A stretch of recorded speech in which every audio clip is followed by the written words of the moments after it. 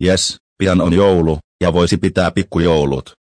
Voisin ostaa kirnukattilan, koska voisin itse väsätä kirnua piimästä. Löysin yhden tyypin, joka voi myydä tällaisen painekattilan, ja nyt meen hakee sen.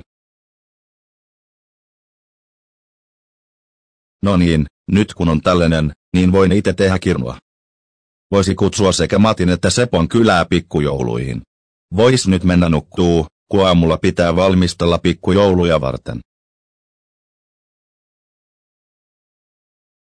Menin nukkumaan liian aikaisin, nyt on kello 2 aamuyöstä, mut nyt on yöbileet mulla Matilla ja Sepolla.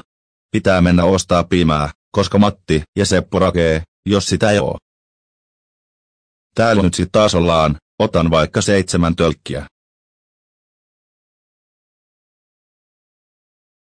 Hyi hitto, tässä ei maistu kirnu. Pitää tehdä vähän kirnua, mutta eka pitää hankkia voita ja vettä. Täytyy tilata, kun en jaksa mennä kauppaan takaisin.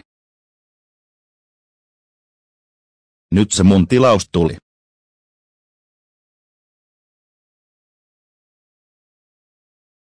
Nyt vain odotetaan, että kirnu on valmista. Matti ja Seppo tulee varmasti pian, koska kello on 5 aamuyöstä.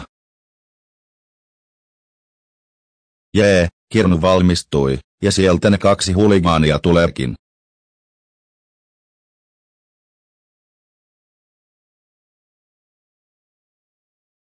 Nyt on suuret juhlat. Pärisee. No joo, nyt on.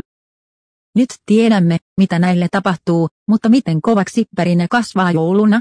Se selviää katsomalla joulujakso, joka tulee tietty jouluna. PS. Tässä on ykkösjakson lähteet, sama homma kuin toisessa jaksossa, ja voitte katsoa kaikki tämän jakson lähteet Dessistä.